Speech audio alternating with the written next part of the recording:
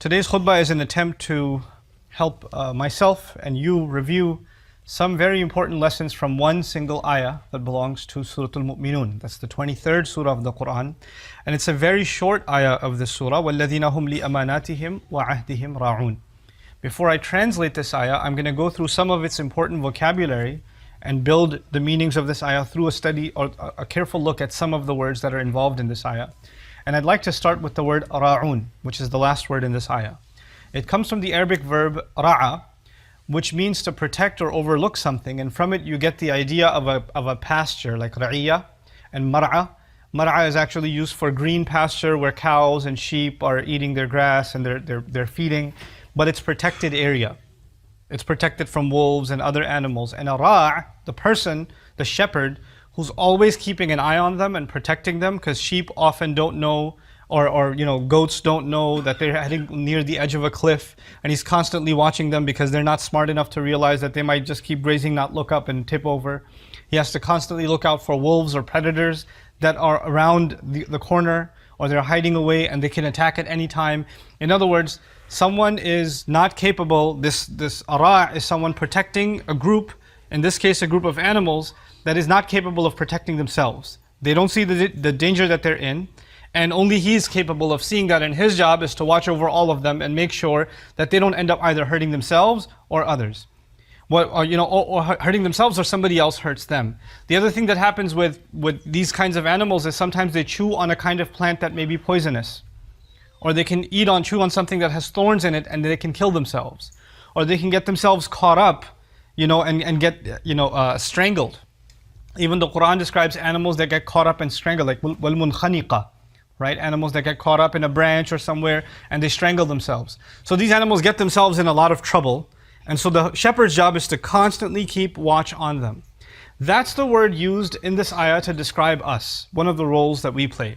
Before I go to the ayah, I remind myself and you of a great saying of the Prophet of Allah sallallahu alaihi wasallam, كُلُّكُمْ رَاعٍ وَكُلُّكُمْ مَسْؤُولٌ عَنْ رَعِيَّتِهِ. Every single one of you is a shepherd, same word. And every single one of you is going to be questioned and is answerable. You can even translate that as responsible, someone who is going to be questioned about your own flock. There are people under you, there are people in your responsibility that you are responsible for, that you have to watch over, that you have to protect, and I have to protect. A teacher has to protect students in some cases.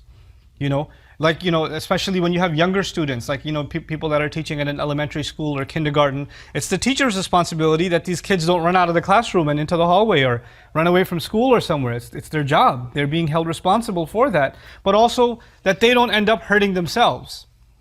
Similarly, each one of us as members of a household, we're being told every single one of us has a flock under us. Now what does that mean? You would think that this is only about the head of the household, meaning the man of the house, the father figure, the husband, whoever, and they're responsible for everybody else in the family. And at some level that's true.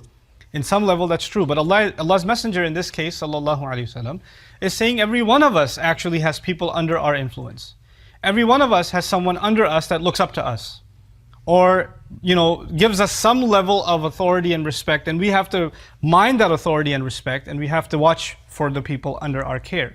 كُلُّكُمْ رَاعٍ وَكُلُّكُمْ مَسْؤُولٌ عَنْ رَعِيَّتِهِ. But the subject of my khutbah is something else entirely, something that gets overlooked in the study of this ayah. It's only highlighted in passing, but I think it deserves a lot of attention. And so I'll translate this ayah for you now. Allah says, وَالَّذِينَ هُمْ لِأَمَانَاتِهِمْ وَعَهْدِهِمْ رَاعُونَ. Those who, this is describing people that have already attained success, the true believers. This is from the beginning of the surah, or beginning of this passage. And one of their qualities is those who, when it comes to their trusts, amanatihim, and their promise. Their trusts, I'm using the plural word, amanatihim, wa'ahdihim, and their promise, they are watchful like a shepherd. Okay, this is the essential meaning. And so what I want to now highlight for myself and for all of you is the meaning of the word trusts. Amanat. Amana comes from the word aman, which means to be safe and to be at peace. When someone feels safe enough with you that they say, here are my car keys, I'm going to go for the weekend, I trust you with it. I trust you, it'll be safe in your hands. Just make sure if it rains, park it here, or if there's a storm, take it in the garage or whatever, but here are the keys, and they trust you with it. This is not the same as when you get the keys to a rental car and you violate it. but you've been handed the keys, somebody trusts that you will take care of this responsibility with the highest of care. As a matter of fact, you'll be more careful with it than you would be with your own car, because you've been entrusted with it. And this person feels safe enough that they handed this to you. So this is the idea of an amana. Sometimes an amana is by choice. Sometimes it's by choice, meaning somebody says, I don't know who I can leave my car with, or I needed to make sure that somebody checks my mail, I'm going to be out of town. Could you do that for me? And they hand you that choice, and you by choice take on that role. But there are lots of amanat in our life that are not a choice, that Allah handed to us whether we like it or not. For example, you being a son of your parents or a daughter of your parents is not a choice. And that trust that you will fulfill your obligations to your parents is on you whether you like it or not. You have been entrusted with this. You have to watch over this. Your children, the responsibility you have over your kids, over even your siblings to an extent, your own family. These are not relationships of choice. These are relationships ulul arham. These are relationships of the womb that Allah created. You cannot overlook those relationships. You and I cannot just say, well, I don't feel like my brother's my real brother, and you don't have any obligations to your brother. You can't do that. There are relationships we have in life that are by choice. Other relationships, we have no choice in the matter. Allah handed those to us and we have to fulfill them. So this is part of the meaning of amanat. But some have also, and come next to it is the word ahad. And ahad is a promise, which is an extension of an amana. It's a little bit different from an amana. And an amana, for example, you've been left to your devices and you do what you do. But in an ahad, you actually promise that you'll fulfill something, you'll do something. You told your employer you're going to finish this task by this time. Or when you signed the contract that you will fulfill your obligations with honesty or whatever, you basically signed on something and you guaranteed that you will do your part. This is ahad. Some have looked at this ayah and said this is referring to the promise we made with Allah, which is true. Part of the meaning of this ayah is in fact that we all promised before Allah. Allah asked us, am I not your master? Alastu bi rabbikum? And we all responded, Bala shahidna, of course, we promise. Why not? We testify. We have accepted Allah as our master. That's the original promise. قَدْ أَخَذْنَا مِيثَاقَكُمْ. Your covenant has already been taken, the promise has already been taken from you. But I want to highlight the other side of this. This is the side that I think all of us are familiar with. We're supposed to be watchful over our promises. We're supposed to take care of our responsibilities. But there's something special about the language of this ayah. First and foremost, a shepherd, a ra', isn't just someone who's careful. A shepherd is someone that if you take your eyes off of your responsibility for a single moment, or for 5 minutes, he just says, let me just take a nap under this tree while the sheep are doing their thing. Those 5 minutes may be enough for 3 of them to fall off the cliff, or the wolf to do his thing. You understand? Like there's a constant vigilance over his flock. There's a constant watching over and a concern. I'm worried about this group or this responsibility that's been handed to me, and it can go the wrong way at any moment. I have to be extremely protective and concerned about the people, or in this case the animals under my care, but in our case the people under our care, right? But let's take that a step further. If I am in fact a shepherd and I'm watching over my animals, I don't have time to kind of comment on the other guy who's on the other field. Hey, sleeping on the job? If I'm too busy observing him, what am I not observing? My work, my responsibility. Sometimes you'll find this phenomenon at work. You have people that are not very good at their job, or they're very lazy with their job. And if you're in an office like that, or in a business like that, and you have people like that, you'll know that their time is mostly spent talking about other employees. Hey, so what are you doing? You know, this one? This way, this way, this way. You have so much time to talk about what other people are not doing. You know why you have that time? Because you're not watching over your own responsibilities. Allah in this ayah put a taqdeem. Allah says, وَالَّذِينَ هُمْ لِأَمَانَاتِهِمْ وَعَهْدِهِمْ رَاعُونَ. Not وَالَّذِينَ هُمْ رَاعُونَ لِأَمَانَاتِهِمْ وَعَهْدِهِمْ. He put amanat and ahad muqaddam. He put it earlier as if to say, it is only on their own responsibilities, only on their own trusts, only on their own promises that they keep crazy watch, that they keep vigilant watch. And when they do that, they don't have time to preoccupy themselves with the faults and the flaws of anybody else. As a matter of fact, that is an indication that you aren't really fulfilling your own responsibilities. It's not just about work. It's actually about what do you keep an eye on. There are people who keep an eye on everybody else, As if to say, there's no need for them to keep an eye on themselves. They're already way past, now it's time for them to comment on everybody else. This happens, of course, in the workplace. But I want to highlight also that this doesn't just happen in the workplace. It also happens in our families. It also happens in our interpersonal relationships. You'll have people that are very quick to comment on somebody else's family. You know, the way they raise their kids, I don't even know what they're doing. As if your children were raised angels. And your children, no, we come from a good family.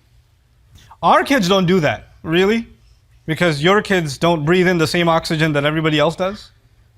And I remind you of something I've said so many years ago, but I need to remind myself of.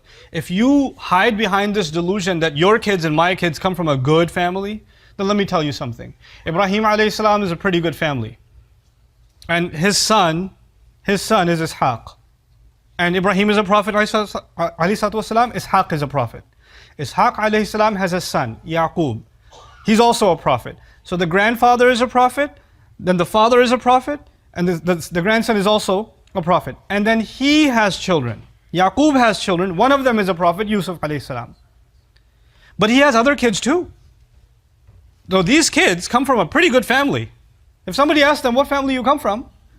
And this is actually something Yusuf alayhi salam himself is proud of. وَاتَّبَعْتُ مِلَّةَ آبَائِي. Even in prison he says, I follow the legacy and the religion of my family, my ancestors. And he mentions his fathers.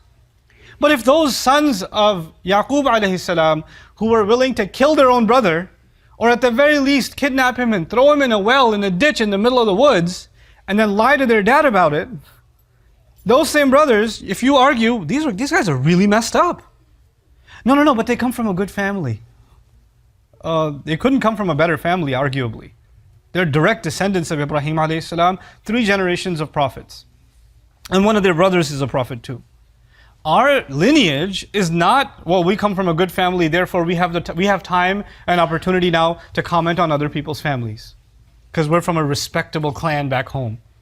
Our kids never do that kind of thing. Yeah, they do. They do. I'm not saying your kids are terrible and my kids are great. I'm not saying that either. But I'm saying that we have to be very open eyes about our own family. You know, oftentimes we don't want to hear bad news. Sometimes your kids are in high school or they're in elementary school and somebody saw something your kids were doing. Somebody told you something about your daughter or your son. You know, I was concerned, I saw this happen, I was kind of worried. Or somebody calls and says, your son got into a fight and he hit my kid. Oh yeah, must have been your kid. Like before you find out anything else, no, not my kid. We're a good family. They're the ones that are messed up. I'm going to make sure my kid is never around your kid ever again, and etc., etc. We get overly protective because we assume our family can't be wrong. We can't be the ones that go wrong. Everybody else is messed up. What is this ayah telling us? Before you keep an eye on somebody else and criticize them, and worry about them and concern yourselves with them and point out what's wrong with them, you and I are supposed to be concerned about what's going on in our own home. I've literally known cases of families that are commenting on how these kids, man, their daughters don't even dress like this, and their sons, astaghfirullah, and their own kids have a drinking problem, and they don't even know, and they don't want to talk about it, but they have time to comment on somebody else. You know, this delusion happens when we're not keeping our eyes where they're supposed to be. We're not keeping our eyes where they're supposed to be. This ayah profoundly says, وَالَّذِينَ هُمْ لِأَمَانَاتِهِمْ وَعَهْدِهِمْ رَاعُونَ. And this is actually, the use of the lam here is also really remarkable. It's actually because Allah has entrusted you with this, because you have engaged in this process, in this promise, you should unconcern yourself with everybody else. You don't care. We take no pleasure in finding out something's wrong with somebody else's family or some of your friends or whatever else. We take no pleasure in that. Because we are too busy watching over the amana that's been handed over to us, and now bring it not even to the level of family. I gave you, this kind of thing happens at work. This kind of thing happens in your families. This kind of thing happens when people comment on each other in social gatherings. People even do this to each other's in-laws. Oh, I don't know why we married into your family. You know, I don't even know what kind of mistake we've made. We were such a good family and I don't know how we gave you a chance, and this kind of trash talk. to the other family, as if your family is like, descended from heaven, and these people are, awlad of jinn or something that, they don't even deserve you. This kind of talk needs to come to an end. And so the word lam here goes back to actually personal. It's not even work, it's not society, it's not family. It goes back at the end of the day to the individual himself or herself. Allah Azza wa Jal gave us an amana. Me an amana, over myself. This is the amana that was handed to all of creation and they couldn't bear it. فَأَبَيْنَ أَنْ يَحْمِلْنَهَا وَحَمَلَهَا الْإِنسَانِ. All of creation couldn't handle the trust that was given to us, and we were capable of carrying it. وَحَمَلَهَا الْإِنسَانِ. Allah Azza wa Jal gave us that amana of choice, of making the right decisions. And of course we make mistakes. Of course along the way, even though this heavy burden of responsibility has been put on you and myself, along the way, because all children of Adam make mistakes, كُلُّ بَنِي آدَمْ خَطَّأ. All children of Adam are makers of mistakes. وَخَيْرُ الْخَطَّائِينَ التَّوَّابُونَ. The best of those who make mistakes are the ones who go back and repent. This changes my view of things.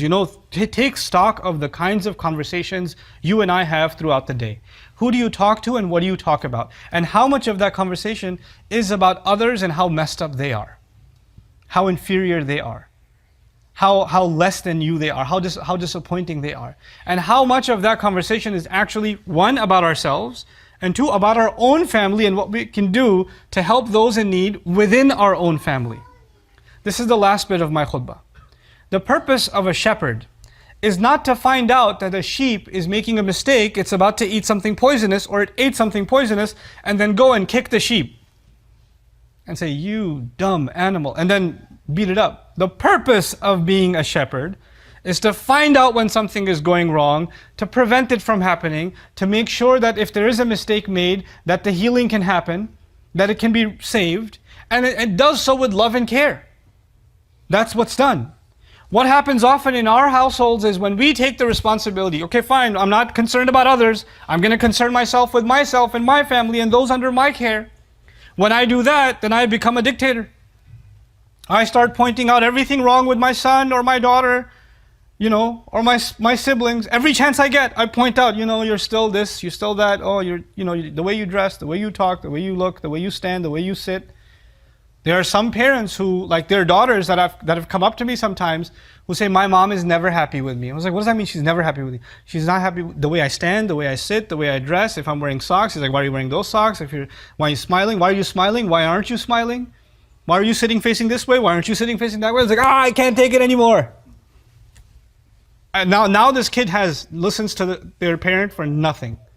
Because the parent's constantly criticizing, and when you tell the parent, chill out a little bit, easy, the parent will say, no, but we have to watch over our kids. Yeah, but you can't be overbearing on your kids. The idea of a shepherd is not, the shepherd doesn't take the sheep and says, "Eat this batch of grass, now eat that one." The sheep has some room. There's some room to operate. I'm reminded also of the mother of Musa alayhi salam, who when she put the baby in the water, and the basket started floating away because it's a river, she couldn't go outside to check on the baby. It was a crazy situation. She can't go outside. She had to actually let her daughter go outside. And when she sent her daughter outside, she didn't say, "Hey, make sure you don't talk to any strangers. Make sure you what kind of shoes are you wearing? No, wear the other ones. Make sure you don't tell anybody that's your brother. Make sure this, make sure that." She didn't say anything. She just said, "Qusihi." Follow him. That's all she said.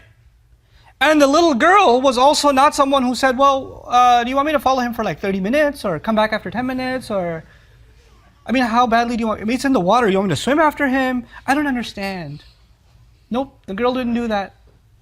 The girl was raised in a way by the mom, who was in that case her shepherd, that she understood when mom says follow, I have to use my common sense. We have to empower those under us to be able to use their common sense. And this girl did. She followed the baby all the way, and she came up with a plan to bring the baby, even the baby back, and to reunite with the mother, to the mom to end up going there. All of that happened because this child was given room to operate. What I'm trying to say is, yes, we are responsible over our families, but let's be real for a minute, especially those of us that are now parents of older kids. Some of your kids are teenagers, like my kids are teenagers. Inna lillahi wa inna ilayhi raji'un. A couple of them are teenagers. Some of your kids are in college, some of your kids are married, and you're still overbearing. You're still overly controlling over your children. And that's a desire we have. We don't want them to make the mistakes that everybody else around us makes. Maybe the mistakes we made. We don't want that to happen for them. But understand something. They have been brought in a society where terrible choices don't just start happening when the kid turns 16 or 17 or 18. Those horrible choices were accessible to them by the time they turned 7 or 8 or 9. That was already accessible to them. And we brought them in this world. We brought them in this society. And we're raising them in this society. If we don't give them the strength and the confidence to be able to make their own choices, and we keep thinking we're going to push them and make sure they're doing this or that or the other, then the moment they have a little bit of freedom, you've lost them. You've lost them. Because they do not want to be told what to do. They do not want to be bossed. That is not what a ra' does. A ra' gives room to operate. So there were two essential messages that I wanted to share with you in light of this ayah. One, we cannot take our responsibility lightly. We cannot. And that means we cannot be focused on other people and their responsibilities and what they're not doing. Focus on what you're not doing and what needs to take place in your own family. That's what you and I need to focus on. The other is that when we do focus on our own family and our own responsibilities, that we cannot become overbearing. That we actually have to be loving and kind and patient as we do it.